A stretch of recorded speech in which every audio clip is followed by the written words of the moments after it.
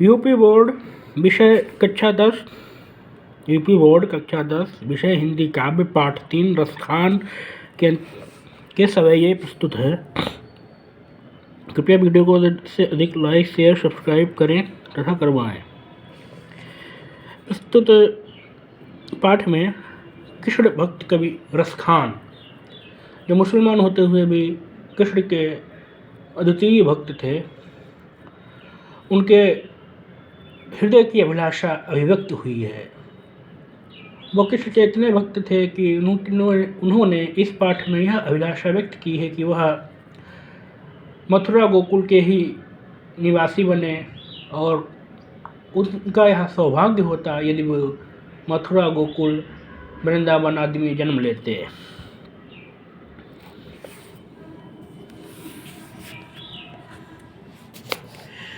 मानुष हो तो वही रस खान बसों ब्रज गोकुल गाँव के ग्वारन। जो पशु हो तो कहा बस मेरो चरो नित नंद की धेनु मजारन। पाहन हो तो वही गिरि को जो धर्यो कर छत्र पुरंदर धारन। जो खग हो तो बसेरो करो मिली कालिंदी कूल कदम्ब की डारन।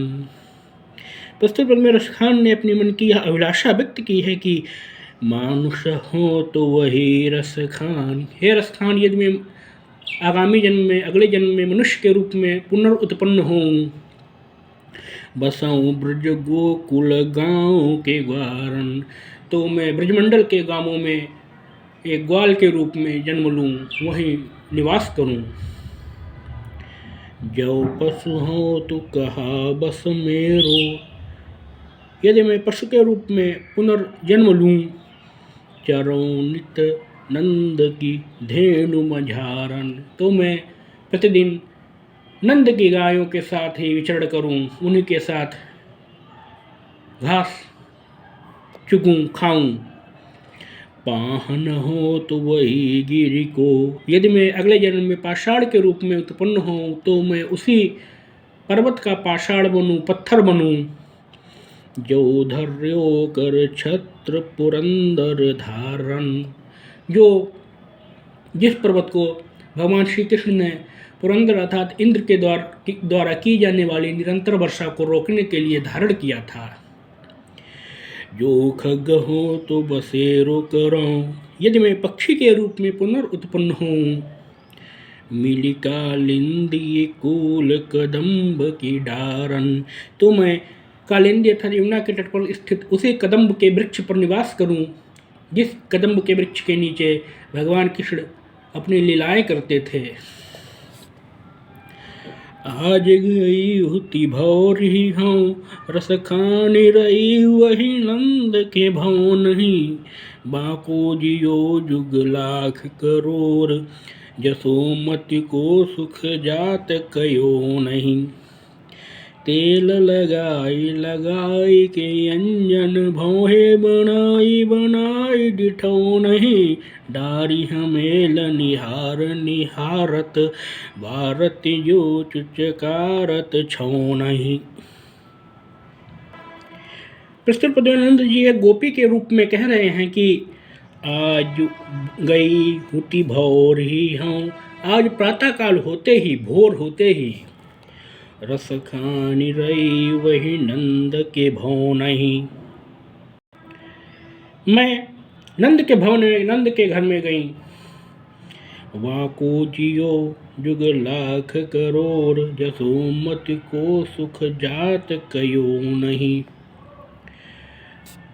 नंद बाबा का हृदय लाखों करोड़ों गुना बढ़ा हुआ था और यशोदा का तो कहना ही क्या, उनके सुख को कहा ही नहीं जा सकता है। अवर्णनीय सुख प्राप्त हो रहा था उन्हें। तेल लगाई लगाई के अंजन, श्री कृष्ण को स्नान करवा के वो उनके शरीर में तेल की मालिश करके लगाई के अंजन, और आँखों में काजल लगा करके भौहें बनाई बनाई डिठौ नहीं, उन्होंने श्री कृष्ण के श्री कृष्ण को कुदृष्टि से बचाने के लिए उनके भौहों के ऊपर काजल से 2 चिन्ह बना दिए थे।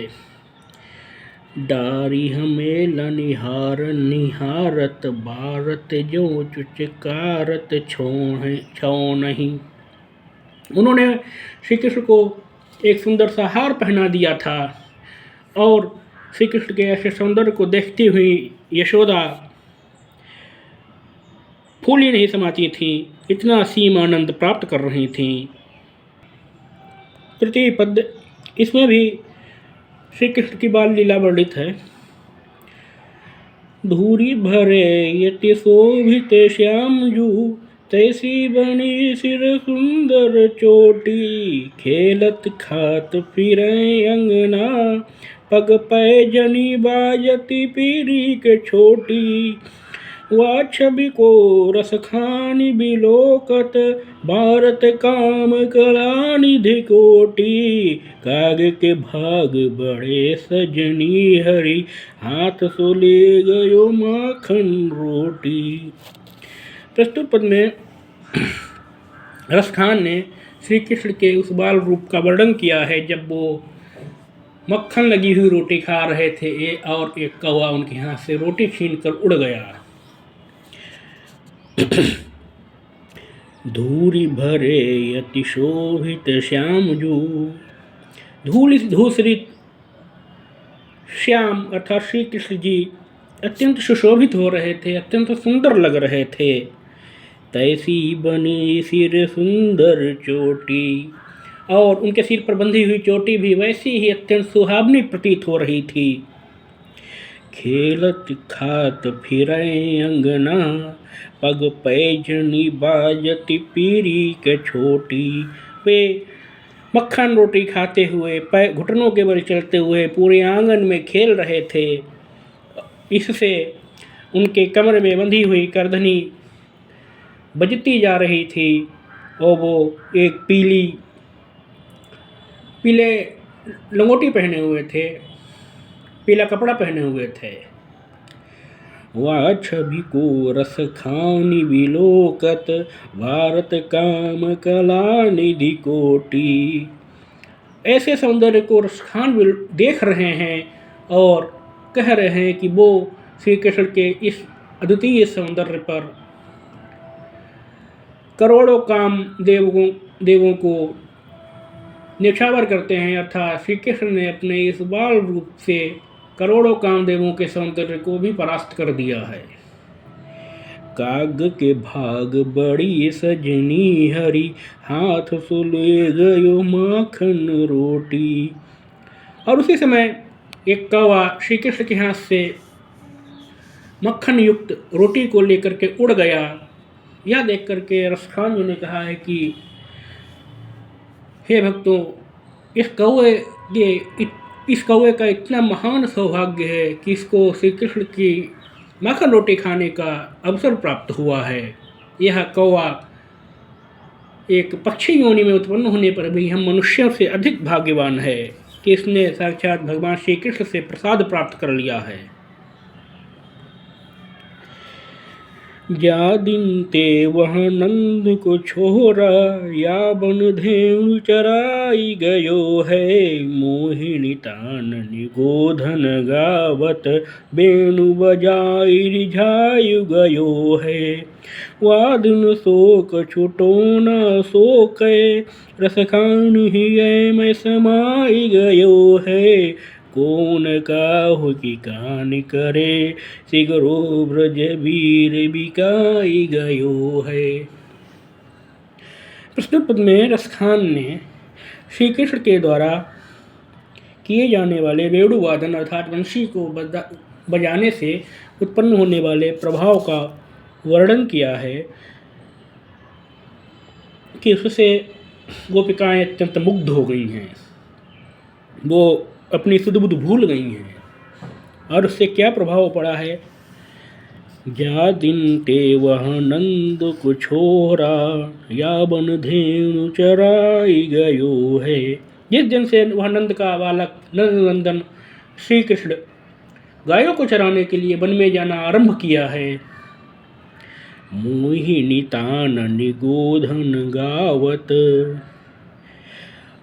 गायें अपनी स्वाभाविक चाल से चल रही हैं तो उनके द्वारा पहने गए अलंकारों से, आभूषणों से एक सुमधुर तान उत्पन्न हो रही है। धेनु बजाई वेणु बजाई रिझाई गयो है। और उस पर भगवान श्री कृष्ण, जो भगवान वहाँ पर नहीं है, वो वहाँ पर बाल कृष्ण के रूप में है, वो अपनी बंशी की सुमधुर तान से सभी गोपिकाओं गोपियों को, संपूर्ण ब्रजमंडल को मुग्ध करके गए हैं। वादिन सो कछुटोना सो कई रस खानी ये में समाई गयो है। फिर गोपिकाएं कह रही हैं कि मानो उस दिन से भगवान श्री कृष्ण ने उन पर कोई जादू टोना कर दिया है और वह भगवान श्री कृष्ण उन गोपिकाओं के हृदय में समा गए हैं, बस गए हैं। वे सभी गोपिकाएं श्री कृष्ण पर सात्विक प्रेम से, अनुराग से अनुरक्त हो गई हैं। कौन का हो कि कानी करे, कोई एक दूसरे की बात नहीं सुन रहा है। सभी लोग केवल श्री कृष्ण की और उनकी वंशी की सुमधुर तान को ही सुन रहे हैं। एक दूसरे को समझाए जाने पर भी एक दूसरे की सीख पर कोई ध्यान नहीं दे रहे हैं। सिगरो ब्रज वीर बिखाई गयो है। और ऐसा प्रतीत होता है कि संपूर्ण ब्रजमंडल श्री कृष्ण के हाथों बिक गया है। संपूर्ण ब्रजमंडल श्री कृष्ण का अनुयायी हो गया है। कान भये बस बांसुरी के, अब कौन सखी हम हो चाहिए। निस धौस रहे संग साथ लगी, यह सौतीन तापन क्यों सही है। जिन मोहि लियो मन मोहन को, रस खानी सदा हमको दहिए। मिलियाओ सबय सखी भागी चले, अब तो ब्रज में बांसुरी रही है। प्रस्तुत पंचम पद में गोपिकाओं ने श्री कृष्ण की अत्यंत प्रिय बांसुरी के प्रति अपनी मन की व्यथा, अपने मन का क्षोभ अभिव्यक्त किया है। उन्होंने कहा है कि इस बांसुरी के कारण से, इस वेणु अर्थात वंशी के कारण से श्री कृष्ण सभी गोपिकाओं को भूल गए हैं। तब उनके मन में क्या विचार आते हैं। कान्हा भये बस बांसुरी के, अब कान्हा अर्थात श्री कृष्ण जी केवल बांसुरी के ही अधीन हो गए हैं। अब कौन सखी हमको चाहिए। और सभी सखियां एक दूसरे से कह रही हैं कि अब बताइए, अब हमसे कौन प्रेम करेगा। श्री कृष्ण हमसे अत्यंत प्रेम करते हैं, अनुराग करते हैं। अब ये एकमात्र बांसुरी के ही अधीन हो गए हैं, अब हमसे कौन अनुराग करेगा। निस धौसी रहे संग साथ लगी, यह सौतीन तापन क्यों सही है। यह बांसुरी रात दिन श्री कृष्ण के साथ लगी रहती है, तो हम इस बांसुरी रूपी सौतन का संताप क्यों सहन करें। यह बांसुरी मानो हम लोगों के लिए एक सौतन के समान दुखद हो गई है।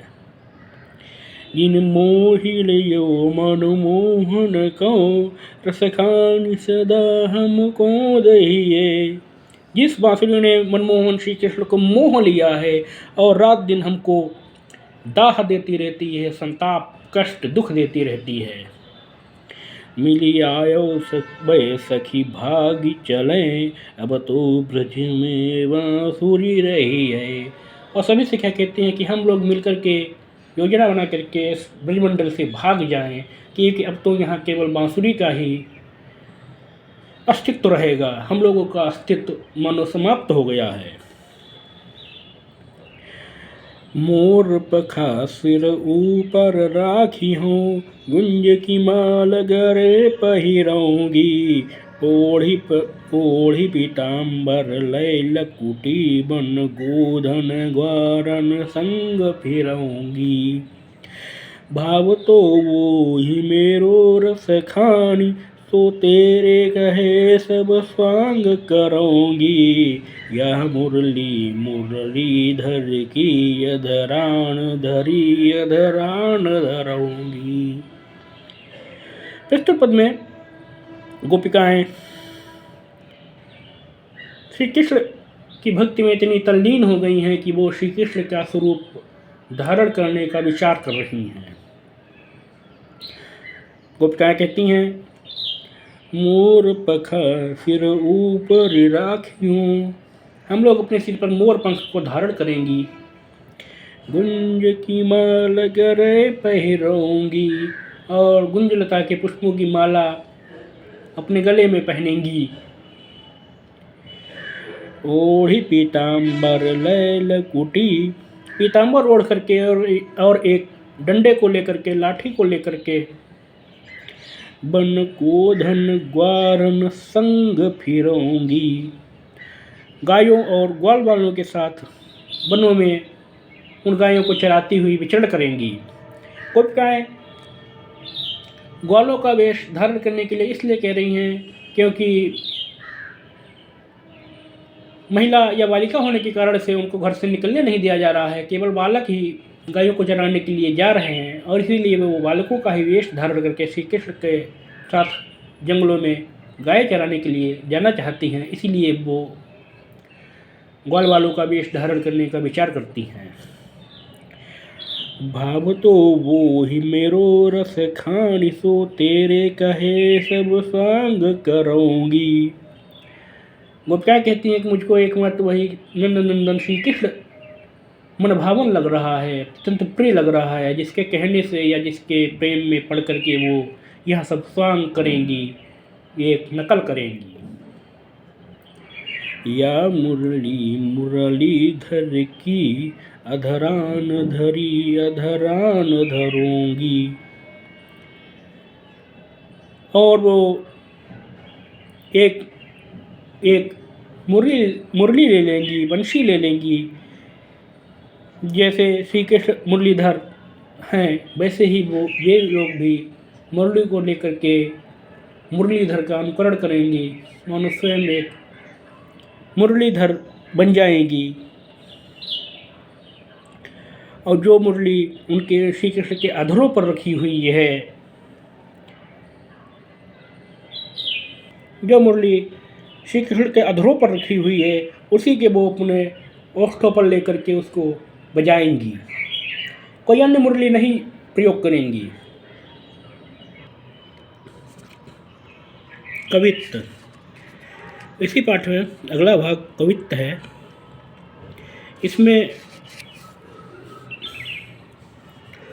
भी श्री कृष्ण की शोभा वर्णित है। श्री कृष्ण जी गायों को चरा करके वापस लौट रहे हैं, उस समय का वर्णन है। गोरज बिराजे भाल लही लही बनमाल, आगे गैया पीछे ग्वाल, गावे मृदुतानरी, तैसी धुनि बांसुरी की मधुर मधुर, जैसी बंक चित बनी मंद मंद मुस्कानी री, कदम बिटप के निकट टटली के तट, अटा चढ़ी चाही पीत पट फहरानी री, रस बरसावे तप तपिन बुझावे नयन, प्राण निर्झावे वह आवे रस खानी री। प्रस्तुत पद में रसखान ने गायों को चरा करके सायंकाल को लौटते हुए श्री कृष्ण का वर्णन किया है। गोरज विराजे, गायें सैकड़ों गाय, हजारों गाय आ रही हैं, जिनके खुरों से उठी हुई धूल आकाश में सुशोभित हो रही है। भाल लहलही बनमाल, और श्री कृष्ण के गले में बनमाल सुशोभित हो रही है। आगे गैया पीछे ग्वाल, गावे मृदुतान री, आगे आगे गायें आ रही हैं, उनके पीछे ग्वाल मधुर तान छेड़ते हुए आ रहे हैं, बजाते हुए आ रहे हैं। तैसी धुनी बांसुरी की मधुर मधुर, श्री कृष्ण जी के बांसुरी की मधुर तान गूंज रही है। जैसी बंक चितबन मंद मंद मुस्कान री, जैसे श्री कृष्ण की बंक चितवन अर्थात तिरछी दृष्टि और मंद मंद मुस्कान जैसी मनमोहक है, वैसे ही उनके बांसुरी की धुन भी अत्यंत मनमोहक है।